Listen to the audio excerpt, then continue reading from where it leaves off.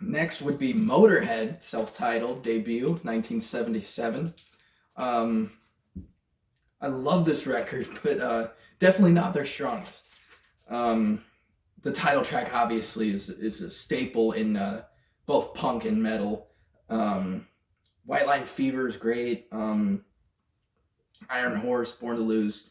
But my favorite is Keep Us on the Road. That bass solo is incredible by Lemmy. You can barely hear it because the mix is terrible on this record. But anyways, yeah, it's for what it's worth, it's a solid debut.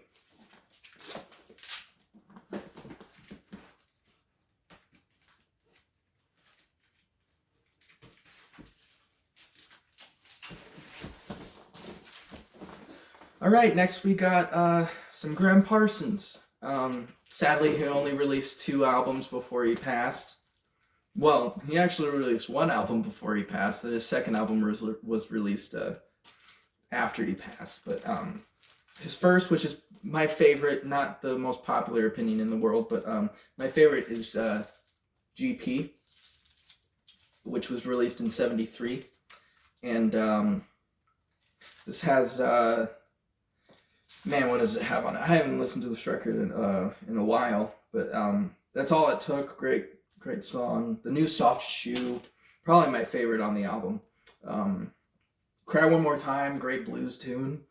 How Much I've Lied, great stuff.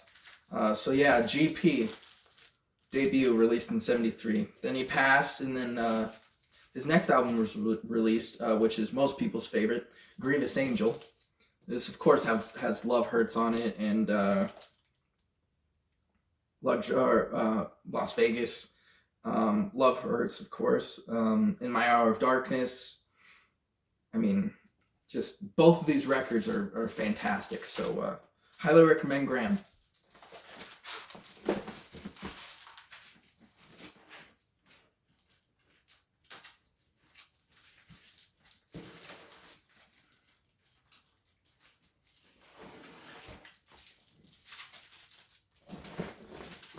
All right, next we got some Pure Prairie League, some more country. We got their debut, which I believe was released in '71 or '2. I can't remember, but somewhere around there, or very early '70s. Then their second album, Bustin' Out, which was, I believe, '72 as well. I love all their album covers. I mean, they're just great. If the Shoe Fits, which was, I believe, '75, I think. Then we got Dance, which, man, this confuses me sometimes with the album covers. I think '76. But yeah, just a great country band. If you don't know who they are, they're kind of like Eagles, kind of. But yeah, great stuff.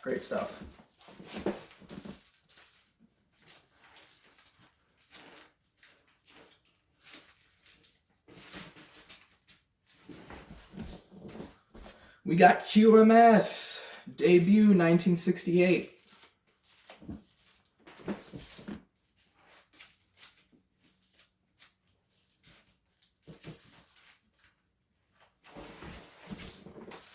Got some more country, can you believe it?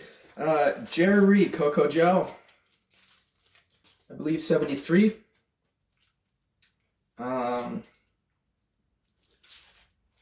Good Woman's Love, also believe might have been '74. Jerry Reed is probably the funniest country musician ever. I mean, the guy can make you laugh for days. And then got a live album from him, Hot Stuff. Great. I need more Jerry Reed.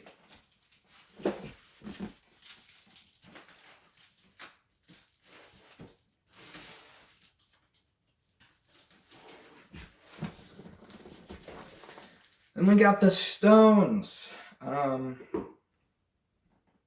What is there to say about the Stones?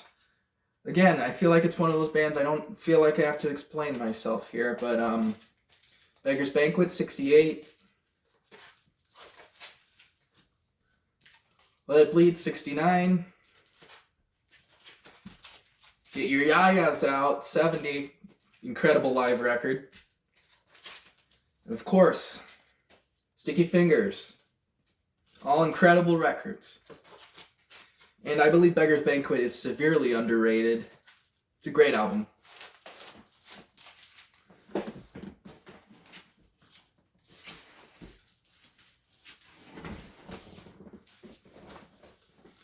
Then we got Santana, self-titled. This is my original master recording version. I mean, come on. What can I say about Santana either, right? Then we got Abraxas, of course. Always got to have Abraxas.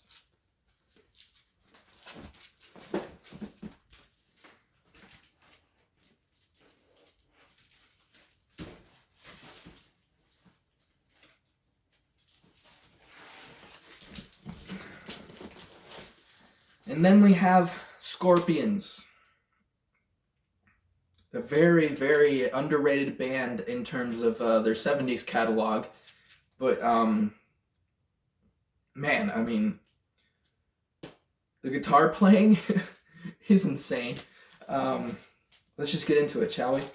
Taken by Force, 1977. Ole John Roth on this record kicks effing ass. Everything from Sails of Charon to He's a Woman, She's a Man to We'll Burn the Sky. I mean, just an incredible record.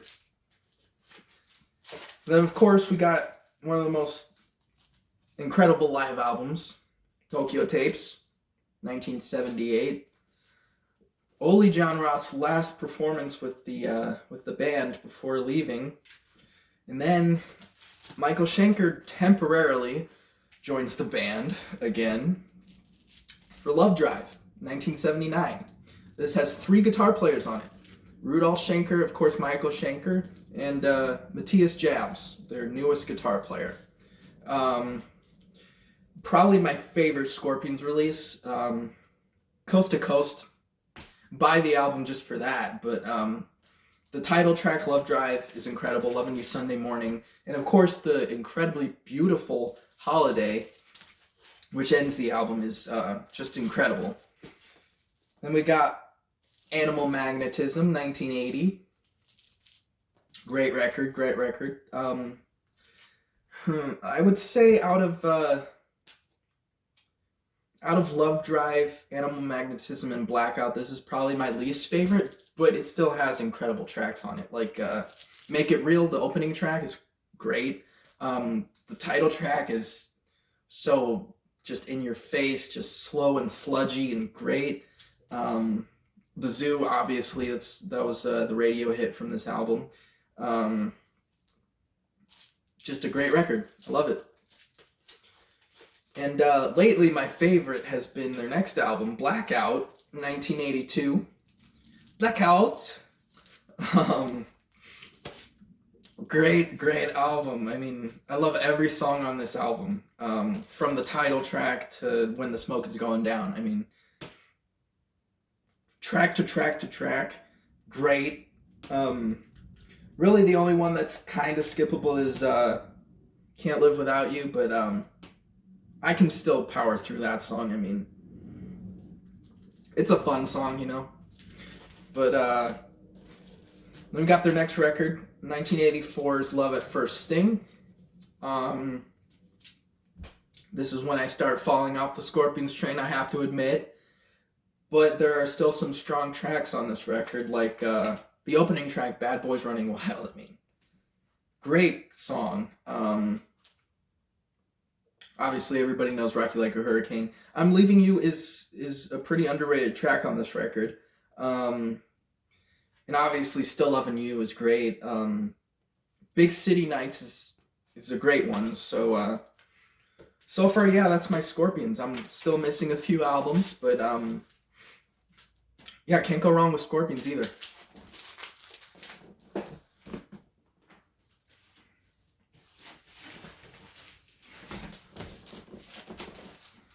All right, next we got some a little bit of Bruce. Darkness on the Edge of Town, 78. This is probably my second favorite record of his. First would be obviously Born to Run. And then Born in the USA, 1984.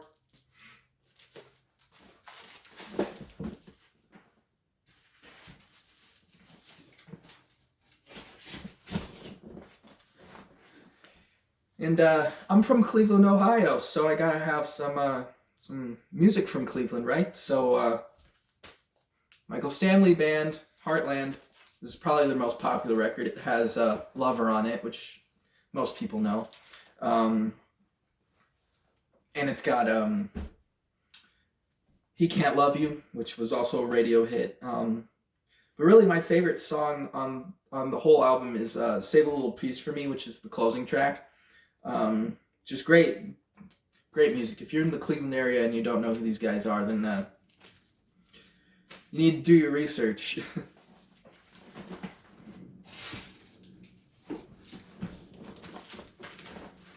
All right, next we got an all-girl Swedish band called Thundermother.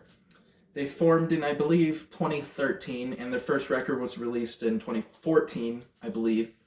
And that's called Rock and Roll Disaster. This is like a female version of AC/DC right now. But yeah, I mean, look at that. Dude, how could you not like that based on the photos? I mean, incredible. And then their next album, Road Fever, I believe 2015 or 2016. I can't remember. But both of these records are incredible, and they're both worth a listen. They have a few more albums, but I haven't really gotten into them because the singer off of these first two albums is Claire Cunningham, and she has one of the best voices I've heard in a long time. So it's kind of hard for me to get into those later records as she left the band. But yeah, maybe one day my mind will change. But right now I'm sticking to these two records.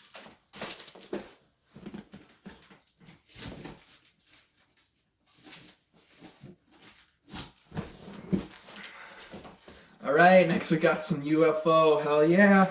I am missing one from the Schenker years, the first wave at least. And that's the first one, Phenomenon. Great record. Not my favorite of the Schenker years, probably my least favorite of the Schenker years, at least the first wave. But I mean, Rock Bottom and Dr. Doctor are huge. So that's next on my radar.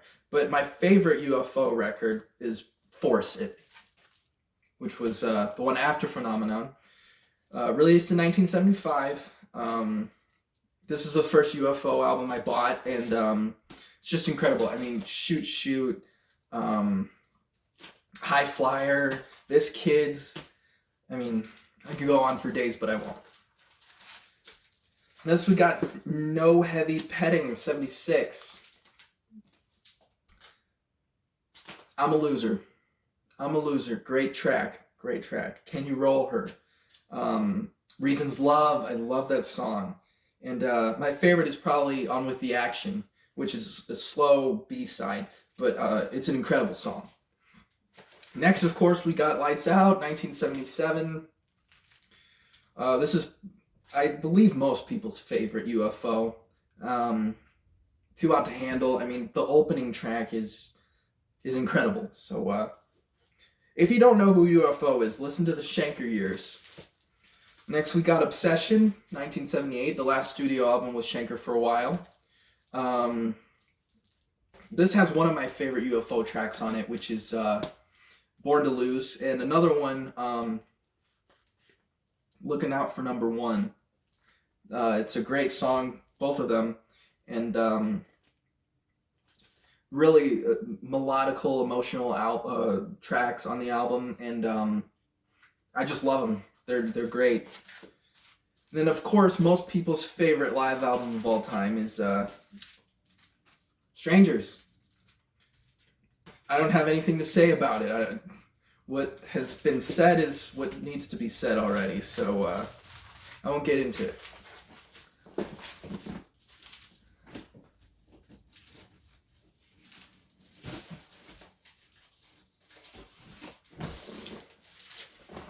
All right, next we got some Joe Walsh.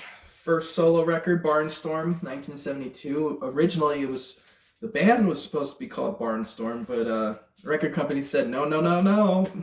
Joe Walsh has to be up front. But of course, this has "Turn to Stone" on it, which is easily my favorite Walsh tune. Behemoth is great. I mean, incredible album. Next we got So What, his next, or not his next record, the record after his next record, which is released in 1974. By the way, if I didn't tell you, Barnstorm was 72. This has a different version of Turn to Stone on it, which has Eagles backing vocals on it. I'm trying to decide which one I like better, the Barnstorm version or this version. Some days I go with this version because of the vocals and just how polished it is, but sometimes I like how raw the original one was. And yeah, this just depends on the day, I guess. And then we got But Seriously Folks, 1978. And of course this one has Life's Been Good, that very ironic song that everybody loves. And yeah, I need more Joe Walsh too.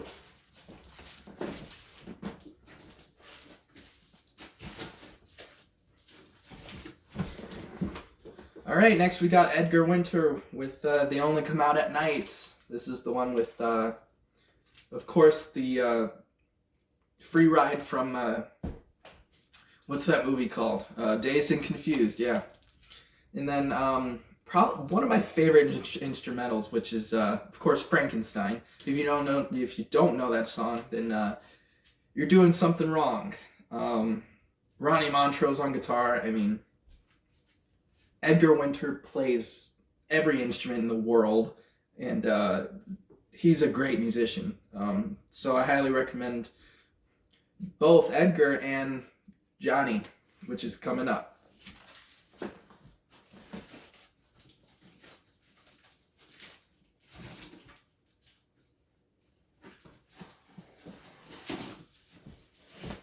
Alright, next we got Johnny Winter, easily my favorite blues artist. So this, I'm not sure what this is. I think this is a comp of all of the singles he released before he released his album, his debut album, I mean. Because this is not considered his first studio album, but it was released before his first studio album, so I don't really know. I think it's a comp. Tell me if you know in the comments. But yeah, that's always been a mystery to me. Next we got his second album, which is self-titled, Johnny Winter, 1969. Great record. One of his best. I mean, can't go wrong with any Johnny Winter from this period. Then we got Second Winter, which was also released in 69. Great three-sided record. This is probably the first three-sided record I've ever heard of. But yeah, great blues. Edgar plays sax on it. Incredible. Next we got Johnny Winter and, which features the McCoys. This is probably his most rockin' album.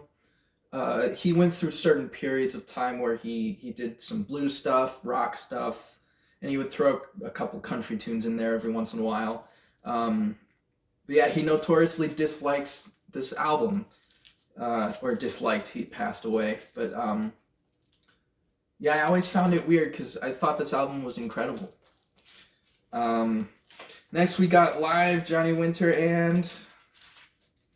from 1971, although this is a 2 LP with Johnny Winter and, but great live record, one of the best.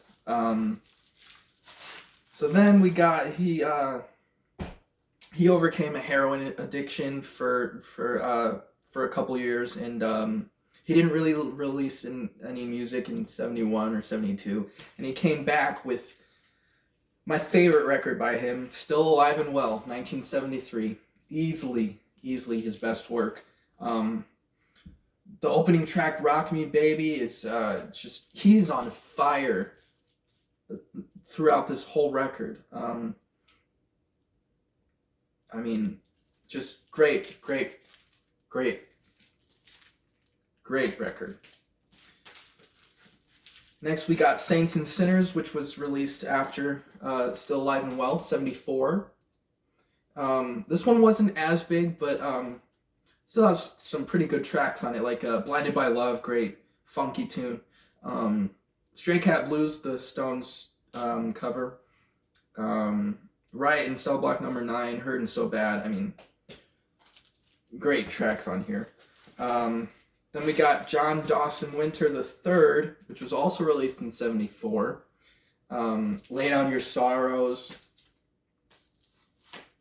Great song. What else? I mean, Stranger's great. I love this record. If you don't know Johnny, then you're doing something wrong. Then we got his iconic live album, Captured Live, 76. That iconic Firebird. I want that replica, but they cost a lot of money. Then I have one of his live bootleg series, Volume 1. Of course, another one of his iconic Firebirds. Sadly, this is the only one I got. I really need some more of this shit. I love it. I love the live bootleg series. There's a ton of them now. So, yeah, mad respect for Johnny Winter.